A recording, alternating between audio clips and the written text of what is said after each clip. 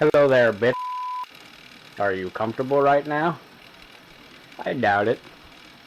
Wrists and ankles chained, gagged, probably blindfolded. You are disoriented and scared too, I would imagine. Our primary interest is in what you've got between your legs. You thoroughly and repeatedly in every hole you've got. Because, basically, you've been snatched and brought here for us to train and use slave.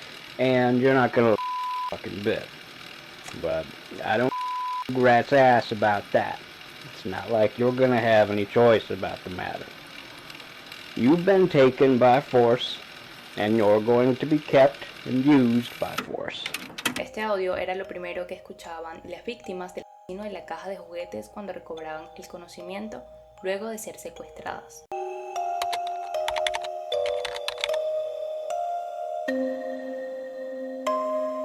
David Parker Ray. Este nace el 6 de noviembre de 1939 en Belén, Nuevo México, Estados Unidos. En su infancia fue criado por sus abuelos paternos, quienes eran bastante estrictos y disciplinarios. Sus padres sí lo visitaban de manera esporádica, principalmente su padre, quien era un hombre alcohólico y violento, patrón que lastimosamente David va a repetir en un futuro. Además, durante sus visitas, su padre le suministraba a revistas de masoquista, desarrollando en él desde muy temprano fantasías que iban orientadas hacia esto. Y esto lo sabemos debido a que David tenía una hermana menor con quien vivía. Esta, cuando él tan solo tenía 14 años, le encontró dibujos que hacían referencia al sadomasoquismo y fotografías donde se practicaba el bondage. Lo bueno es que de manera muy inteligente, esta al percatarse de lo turbio que podía hacer todo esto, termina alejándose de la vida de su hermano. Continuando con la vida de asistió a la escuela secundaria, donde se dice que inician sus vicios, pues sus compañeros lo molestaban por lo tímido que podía hacer con las chicas, así que se dice que esto lo pudo haber llevado al consumo de alcohol y sustancias. Posteriormente prestó servicio militar en el ejército como mecánico y aquí fue dado de baja con honores y sin ningún problema. En su vida sentimental, se casó en 4 ocasiones. En su primer matrimonio se dice que tuvo un hijo al cual abandonó o no tuvo mucho contacto con y en el tercero tuvo a su hija Glenda Ray, que es más conocida como Jessie y quien sí será mucho más importante en su vida y en el caso. Al igual que su última esposa, Leah Handy, que también va a ser bastante relevante. En general, quienes eran sus esposas fueron bastante importantes dentro de su vida, pues estas tenían cierto conocimiento de sus gustos e incluso se dice que este era el motivo por el que terminaban las relaciones, ya que cada vez no podían aguantar el nivel de fantasías de David y lo muy fuertemente humilladas que podían ser durante estas. Y también no se sabe qué tanto, pero sí tenían cierto conocimiento de lo que hacía en su vida criminal. Y pues pasemos a esto directamente, que era su vida criminal. David tenía un semirremolque que estaba insonorizado, al cual él llamaba la Toy Box o la caja de juguetes.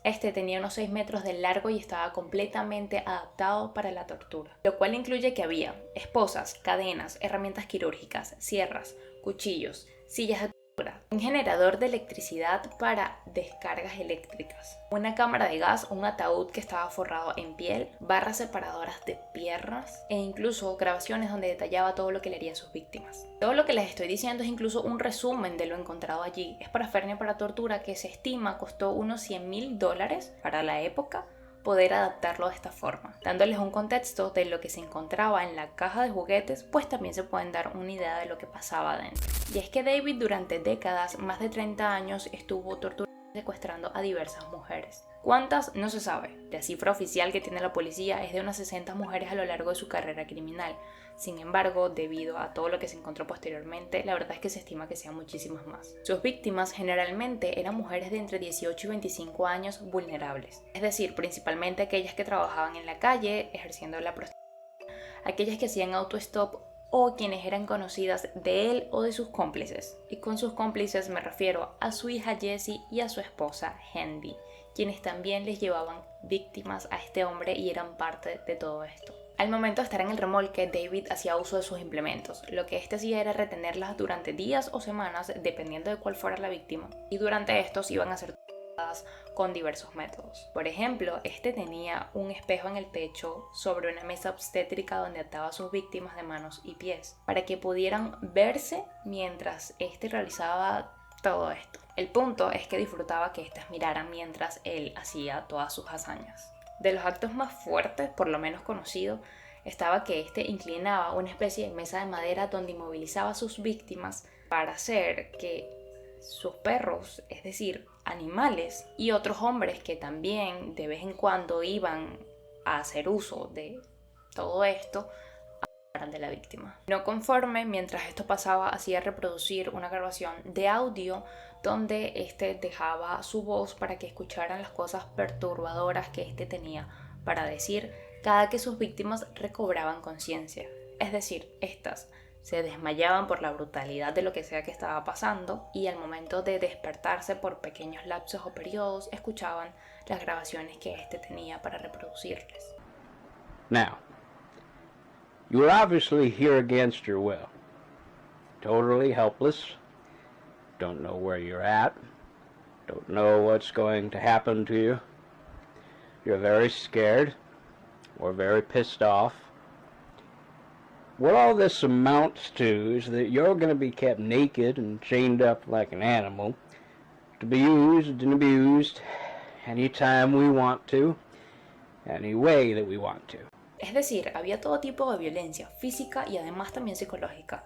Y es que según sus declaraciones en una de las cintas encontradas, este dice lo siguiente: me gustan los juegos mentales. Después de que terminemos contigo te drogarán mucho con una combinación de pentanol sódico y fenobarbital. Ambos son fármacos hipnóticos que te harán extremadamente susceptible a la hipnosis, a la autohipnosis y a la sugestión hipnótica. Te mantendrán drogada por un par de días mientras juego con tu mente. Y cuando termine de lavarte el cerebro no recordarás nada de esta pequeña aventura. Lo que dice es completamente cierto. Este utilizaba dichos fármacos para causar hipnosis en sus víctimas y confundirlas muchísimo más. David estuvo activo aproximadamente desde 1950 hasta 1999 y lo sabemos debido a que dejó grabaciones de audio, video e incluso un diario donde relataba descripciones gráficas de cómo eran algunas de sus víctimas, cómo y cuándo las había secuestrado y un seguimiento del proceso de todo lo que les hacía, incluyendo la pasada por la Toy Box, hasta deshacerse de ellas. Sin embargo, aquí es bien importante porque David, a pesar de dejar grabaciones bien explícitas de los abusos, no tenía grabaciones de cuando acababa directamente con la vida de estas mujeres. Esto solamente lo dejaba por escrito, el cómo dejó las partes de sus cuerpos en zonas remotas del desierto de México o específicamente en el lago de Elephant Butte, que era básicamente el lago que estaba cercano a su residencia, pero nunca la policía logró encontrar nada, ni antes ni después de su arresto e incluso con las posibles ubicaciones. Por ende, en teoría, tenían evidencia de tortura, pero no de ningún asesinato. Pero entonces hablemos de cómo fue por fin capturado, ya que parecía salirse con la suya sin dejar rastro. Y es que 3 mujeres lograron sobrevivir a sus ataques, 2 de estas porque David las dejó con vida, y aquí recordemos el tema de los fármacos. Angélica Montano y Kelly Garrett fueron secuestradas y torturadas durante días, donde se les mantuvo bajo efectos de las sustancias que ya mencionamos, con la intención de confundirlas constantemente. Posteriormente, Angélica la dejaron en una carretera desierta pensando que esta no seguía con vida, donde irónicamente fue encontrada por un oficial de policía en muy mal estado. Sin embargo, no se creyó en su historia por el nivel de confusión que había en su relato y además porque Angélica era una trabajadora de calle, ejercía la prosti y tenía un historial de drogas, por lo que su denuncia no se toma en cuenta. Por su parte, Kelly, quien era amiga de la hija de David y fue esta misma quien se la llevó a su padre, fue dejada descaradamente en su casa por estos mismos agresores, alegando que la habían encontrado incoherente en una playa. Nuevamente, el nivel de confusión le ganó al relato, así que su historia tampoco se tomó en cuenta. Ambas tuvieron que enfrentarse a desafíos bastante significativos en términos de memoria, debido a todo lo que acababan de pasar, que es un trauma bastante fuerte, y además el uso de sustancias muy constante durante todo este proceso. Sumada a la negligencia policial que se basaba en ver sus casos como los de personas drogadas o de calles, así que no se tomaban tan en cuenta. Estos 2 son casos que se pudieron conectar más adelante, pero lastimosamente no se sabe cuántos casos más hubieron de este modo, pero que finalmente sí funcionaron. Es decir, no se sabe cuántas más estaban lo suficientemente confundidas como para no entender qué les había pasado y por ende no poder decirlo. La tercera mujer que sobrevivió a los ataques de la que les hablé es Cynthia Vigil, secuestrada en 1999 por Ray y su esposa, su cómplice, como ya lo hemos comentado. Después de 3 días de horror, Cynthia logra escapar luego de que David sale a trabajar y esta se queda a solas con Handy, la esposa, quien en un descuido dejó muy cerca la llave de las esposas que ataban a Cynthia. Esta logra como puede llegar hasta la mesita,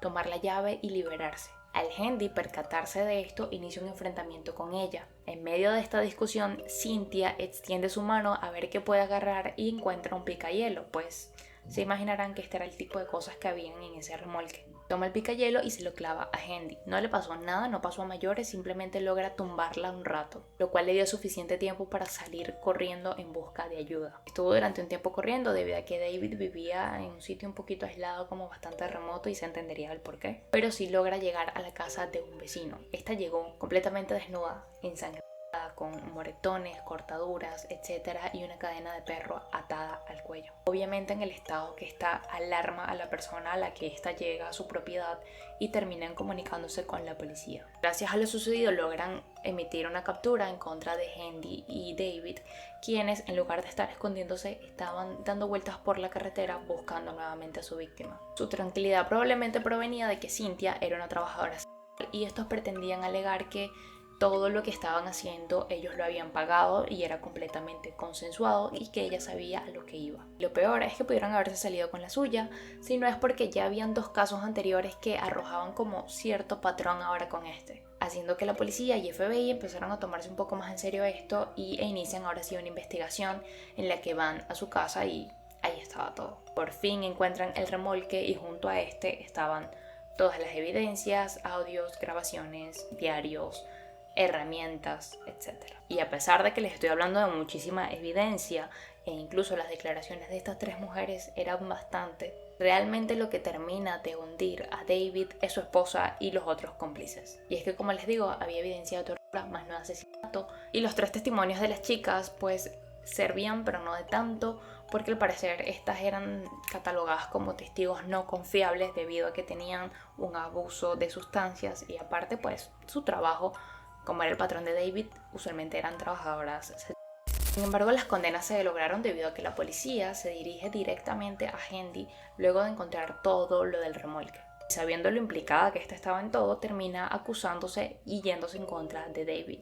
Alega que éste la manipuló para realizar todo lo que sea que hizo y además termina confesando muchos otros actos y dando más pistas de lo que sea que pasaba en búsqueda de reducir su condena. Esto no la salvó de ser culpable de varios cargos, por lo que obtuvo 36 años en prisión, con posibilidad de pedir libertad condicional después de los 18 años y además creo que más adelante se le termina reduciendo un poco más su condena. También fue condenado otro hombre conocido como Dennis Roy Yancey.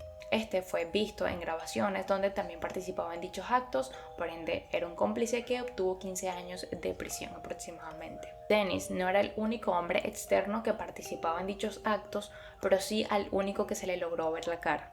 Es decir, habían otros hombres que también participaban en estos abusos esporádicamente, pero todos cubrían su rostro con una especie de manto negro, por lo cual no se pudo identificar que otros más. Jessica Ray, la hija de David, fue sentenciada a 9 años en prisión, pudiendo cumplir 6 de esto en libertad condicional. Fue una condena bastante baja y esto se dio así debido a que David estuvo dispuesto a declararse culpable, además de colaborar con la investigación que se estaba realizando para identificar otras víctimas debido a que su hija pues obtuviera estos beneficios. Hablando de esta misma hija de David, hay algo aquí un poquito confuso.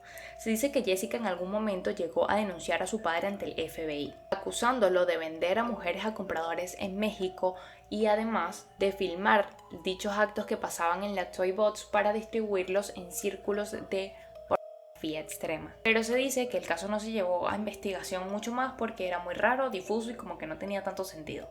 Entonces pues quedó sin investigarse. Y aquí lo confuso es en qué momento pasó de ser alguien que denunciaba estos actos a ser su cómplice. Obviamente por sus declaraciones ella se va a mantener lo más inocente posible, ella va a alegar que no conocía nada de lo que hacía su padre y por ende nunca vamos a poder saber si esta denuncia se realizó por su parte o no. Lo que sí tiene muchísimo sentido es los actos que fueron supuestamente denunciados. La venta de estas mujeres explicaría por qué muchos de estos cuerpos no fueron encontrados y por qué supuestamente hay ciertos avistamientos de David en la frontera con México. Y la venta del contenido pues también tiene sentido ya que este tenía las filmaciones de todo lo que hacía. El punto es que para la época se estimó que $100,000 fue lo que se le llevó en remodelación para el remolque y tomando en cuenta que este hombre no era adinerado ni nada por el estilo, una posible respuesta de dónde salió ese dinero es este tipo de actos ilegales. Finalmente, David fue condenado a más de 224 años de prisión en el año 2000. Sin embargo, para el 28 de mayo del 2002, tan solo 2 años después de esta sentencia, fallece, por lo cual casi que no cumplió absolutamente nada de la condena y además en este proceso él se encontraba colaborando para identificar otras víctimas y pues tampoco dio chance de que hablara de estas antes de que le diera un infarto. Lo que nos deja en que muchísimas víctimas, para no decir que la gran mayoría de estas, no pudieron ser identificadas. Un caso horrible que fácilmente supera cualquier película. Esto tenía un sitio dedicado a eso, la Toy Bots, tenía una red de personas que colaboraban con él, que incluía a su familia, tortura psicológica que era bastante fuerte y le encantaba como jugar. Incluso se dice que dejaba las esposas de las víctimas o las ataduras semiabiertas para que éstas intentaran escaparse y él disfrutaba ver cómo éstas corrían o creían que tenían esperanza de... Esto era horriblemente fuerte. Además, si le agregamos que hubieron más de 60 víctimas y nunca se encontró ningún cuerpo, es una total locura. De los seriales más horribles por el nivel de macabro de sus actos, y el problema es que nunca sabremos si también por el nivel de número de víctimas, porque no lo hay, no hay un número. Dicen que la saga de Saw o los juegos del miedo como se conoce acá está inspirada en la historia de este hombre y que el hecho de los juegos mentales está muy basada en cómo él hacía todo esto. Probablemente sí, porque como les digo, eran juegos bastante fuertes y macabros y probablemente más fuertes y macabros de lo que realmente vayamos a conocer. Pero bueno, una historia bastante fuerte.